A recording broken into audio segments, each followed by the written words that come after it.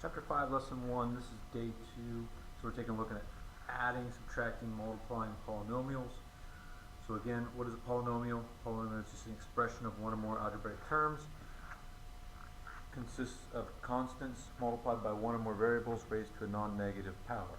Biggest thing is here, non-negative, no negative exponents. Okay, can have any operations in it, multiplication. Okay. Numbers, variables, exponents, can have fractions like here in letter A. So then we're going to take a look here at what is the degree of a polynomial. So the degree is of a monomial of the greatest degree. So we'll talk about degree here in a minute. So let's take a look here at example 1. So determine whether each expression is a polynomial. So again, we're looking for non-negative exponents. So in letter A, do I have any negative exponents? No. So yes, it is a polynomial. Now we're going to take a look at degree. Well, what is the degree? So the degree is going to be each term. So here's a term, and here's a term. So I have two terms here. Okay, so terms are separated by addition, subtraction. Now I'm going to take a look at what is the degree of each term. So when I look at the degree, I'm looking at the exponents. So this first term has an exponent of 2, so my degree is 2 on that first term.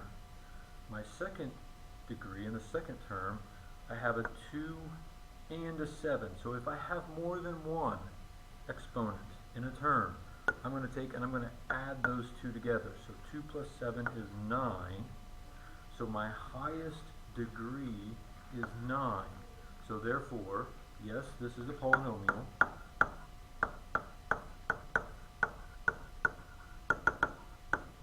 And the degree is 9. So this is a 9th degree polynomial. So take a look here at B. So again, looking for those negative exponents. I have 3 terms here, no negatives there, no negative exponents there, no negative exponents there. So now let's take a look. Well, yes, this is a polynomial.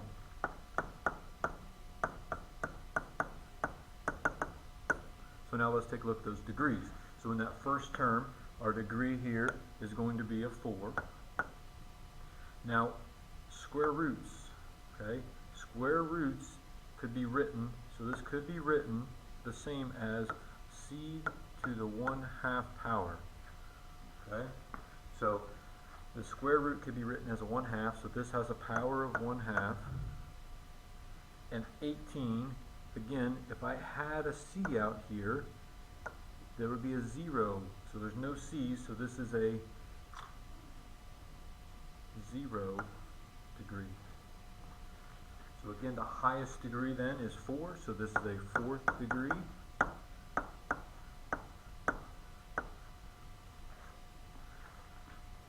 So with the degrees, you're just taking the highest exponents of each term. And again, if there's more than one exponent in a term, you're just adding those exponents together. Taking a look here at letter C. So we have x squared minus 3x minus to the negative first plus 7. Is this a polynomial? No, it's not. Why is this not a polynomial? Because of this negative exponent, okay?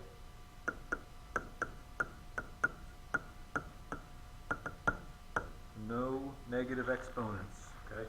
No x's in that denominator, okay? So remember that negative, push that x to the bottom of that fraction.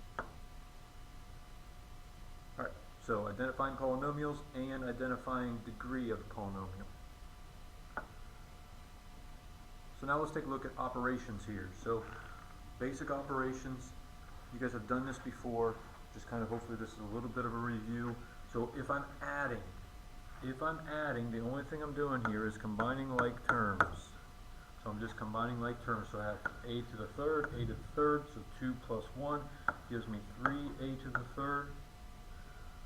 I have a positive 5a and a negative 3a, so 5a minus 3a gives me a positive 2a. And then I have a negative 7 and a positive 2, so negative 7 plus 2 gives me a negative 5. And there is my added polynomials.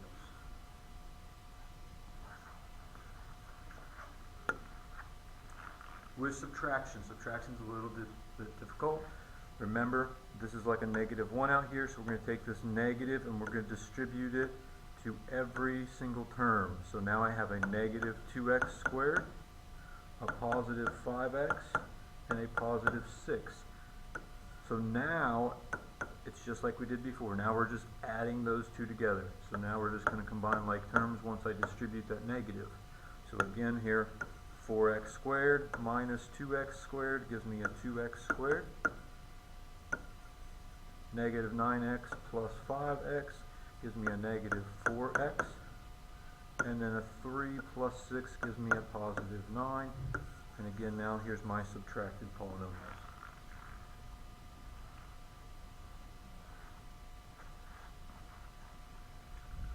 So example 3, multiplying a polynomial by a monomial. Polynomial here many terms, monomial one term.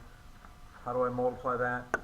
Just like we did with that negative sign, we're going to distribute that term in there. So we're going to take this x and we're going to distribute it into all three terms in a polynomial. So x times 2x squared gives me 2x to the third. X times negative 4x is negative 4x squared.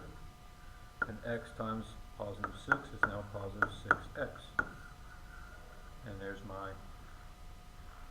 multiplied polynomial.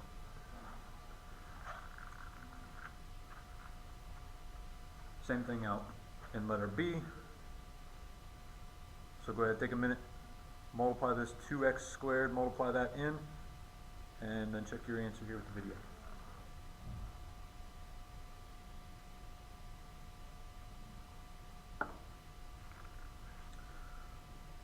So when I take this 2x squared, multiply it in, 2x squared times x to the third, adding those exponents with those exponent properties, so 2 plus 3 is x to the fifth, so 2x to the fifth.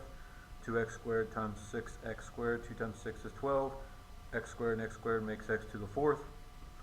2x squared times negative 10, 2 times negative 10 is negative 20, x squared and x makes x to the third, and then 2x squared times 7, 2 times 7 is 14, x squared just goes on the end, and final answer then 2x to the fifth plus 12x to the fourth minus 20x to the third plus 14x squared. What happens if I have two monomials that I need to multiply them? So again, you have done this before. It's no different than the FOILing method that you learned with mathematics 1.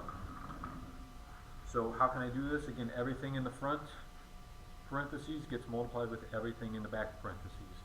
So I'm going to take this x first and I'm going to distribute it in. So x times x squared gives me x to the third.